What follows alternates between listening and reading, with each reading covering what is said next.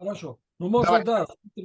Начинаем Можно. на английском языке, потом мы переводим на испанский, вот, и завтра уже выходит, я тебе сразу вышлю.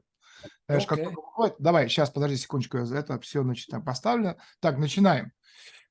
Good afternoon, ladies and gentlemen. Thanks so much for joining us. This is Daniel Estulin. Welcome to Estulin.media. Viktor was arrested at the Sofitel Hotel on Silom Road in Bangkok on March the 6th, 2008, along with his associate at the time, Mr. Andrew Smulyan, by 6 officers of the U.S. government and 3 Thai officials following a long-term international sting operation involving dozens of U.S. undercover drug agencies and other agencies, the Royal Thai Police, the Romanian Border Police, the Romanian Prosecutor's Office attached to the High Court of Cassation and Justice, the Corps Police of Curacao, that's of the Netherlands, Antilles, the Danish National Police Security Force.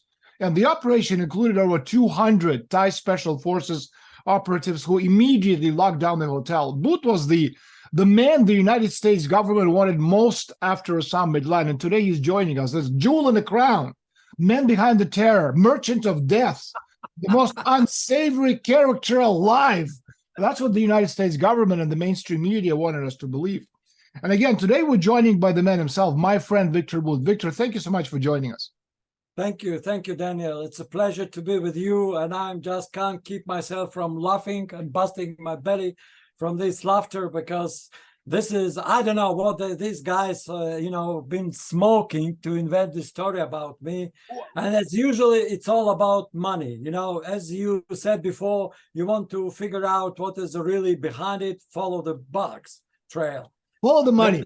You know what? You're going to have a lot to talk about. Our history goes way, way back. But, let's start at the end. You've been back for about 8 months now. How does it feel to be back home? Well, it's unbelievable feeling of the joy to be back to my family, to my mom, to my, beloved, nearest and dearest to me. And most probably unbelievable experience to be back in country, which is like coming back to the future. How has Russia changed? I mean, you were arrested back in 2008. We're in the year 2023. How has Russia as a country changed since 2008? Well, for me, it was a kind of shock, really, to cope with these changes. First of all, the high tech and fintech is really spread so much. Even in the villages now, you can pay with your phone, maybe soon with your face if you want to. Moscow became really a very comfortable city, from public transport, from public spaces. I was shocked to see how they clean up the city, including the small bypasses between the buildings. And most probably, it's not only infrastructure, services, but also people change. I think finally, we found some kind of the center of gravity or point of the, foundation for future of this country. This was very, very important. Let's go back to Thailand. I want to talk to you about what happened there. Your arrest, you're at the hotel. Next thing you know, you have all these police officers and the special forces. What went through your mind? Well, actually in this time, it was a shock, of course, and a surprise, but I tried to get myself and said, okay, let's see what's going on. When too much going through your mind, you're missing what's going on. So I'll try to be at the moment, I try to be there and, then, just to figure out and watch what's happening. The United States government, they wanted us to believe that for over a decade, a Viktor Booth remained a step ahead of all these supposedly helpless United States government agencies, the FBI, the CIA, the NSA, Interpol, and their $100 billion budgets with total information awareness, echelon global spy system. Basically, they created the narrative, one man against the world, and we can't do anything about it. We're helpless because Viktor Booth is such a bad guy.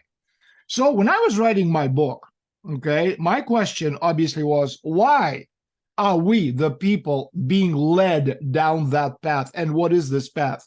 Why was this narrative being created? Well, it's usually the, favorite tactics, smoke and mirrors. Nothing to see here, but, do what I tell you, not what I'm doing. It's all about money.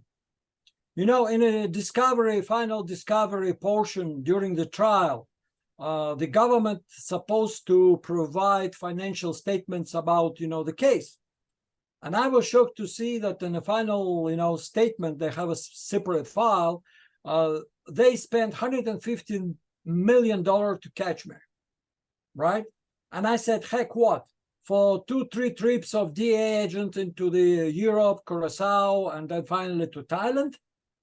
Then they put this statement that they paid to this undercover stooges. They have like each of them around what, $8 to $7 million. And I said, give me a break.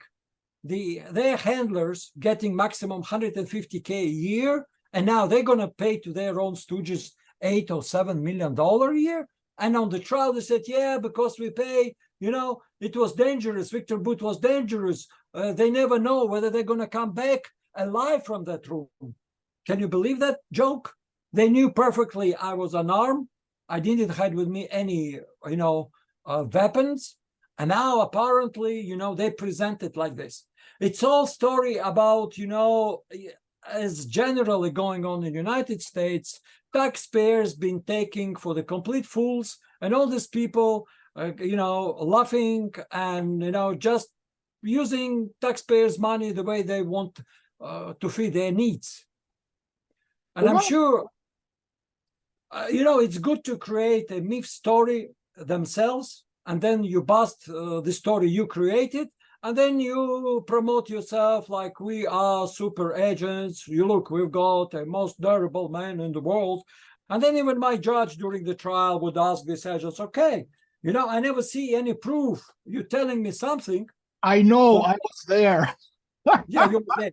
So this is a joke when the judge in the Southern District of New York, where conviction rates almost 100%, yeah, with a very few exceptions, right, would challenge the government to say, hey guys, what do you have on this? So this all about, again, that somebody decided to really do something, stupid in a sense, to get access to the money and launder them, siphon them, to their proper needs. There's also the aspect of Africa, which we're going to get to in a minute. But again, so how does this work? If you're the government and you need to create a case of this boogeyman, this terrible, horrible guy by the name of Viktor But. Well, and again, remember, Victor, at the time, they couldn't find Osama bin Laden. So you're the #1 bad guy in the world. Okay. And so, so the idea is, how do you create this cocktail? Well, you get all these names, okay, that people understand. You start talking about terrorists, weapons of mass destruction. You get FARC in there. You get, the intelligence operations the world over looking for this bad guy. You have these special ops masquerading as FARC. First approached you with offer to buy an airplane. And this was later presented. This is how it works. Okay, the idea is that, we're going to sell, we're going to buy a plane. Then later presented as soliciting portable anti-aircraft missiles and other war weapons. That immediately gets into the media. People are stupid. They don't know what they're reading. All they see is that some bad guy allegedly wants to buy all these weapons to kill good Americans. And over the course of the Thai proceedings, these accusations morphed into this guided ballistic missiles, okay, as later the description appeared in the public prosecutor's appeal. And what is, again, absolutely clear, again, I was there, is that Viktor But was not involved in any kind of a conspiracy to commit a crime, with FARC in Thailand. FARC is Colombia, Thailand is on the other side of the world. And this is what at least was claimed by the public prosecutor, because under Thai law, one cannot enter a conspiracy with someone who is only impersonating a conspirator, which is what the DA was doing. They were saying they were FARC when they were not. And so we have this phantom FARC joining phantom evidence. As you said, they have no proof. Phantom journalists, phantom sources, and not so phantom, but equally absurd walled compounds and multiple passports. I'm sure you know this. They call this Viktor But has like 10 passports. He lives in this. Show the single one, except the Russian one. It's not important. The idea is that all this information, because how do people think? Well, if all this information is there, even if some of it is exaggerated, it has to be true because it's in the media. And so the American agents, they were unable to either catch Viktor Bout, the alleged merchant of death, red-handed with his missiles allegedly destined for the FARC terrorists in Colombia, or to seize any single missile that could be traced back to him. And when the US government went to court, not even one anti-aircraft missile was produced as evidence. And Thai courts recognized the obvious. It's not possible, the judges said, to conspire to kill anyone with a missile if you don't have a missile. And this is what we saw again. What the people got as far as the media information is a totally different piece of it. But again, I was there. We know what happened. I talk about it in my book. Let me ask you this. How do you think the Viktor Bout merchant of death propaganda was created, and why? Well, there is several layers to this, problem. First of all, I was the trial, project of their ops. First of all, they see how far they can push and try to demonize one person, creating a story using the Hollywood. That's why the Hollywood got a nice, check to produce the, World of Law. Lord of War, yeah. Which actually didn't even, collect enough to pay back what they spent on it. But still, even now, on October, they're launching a sequel. Why on earth you're going to launch a sequel to the movie, which was a failure in the first place? Because we have to be afraid of Viktor Bout. He's back in Russia. And because Russia dictatorship, Viktor Bout and Putin and Prigozhin, all of these bad guys, we have to be careful because they're going to kill us.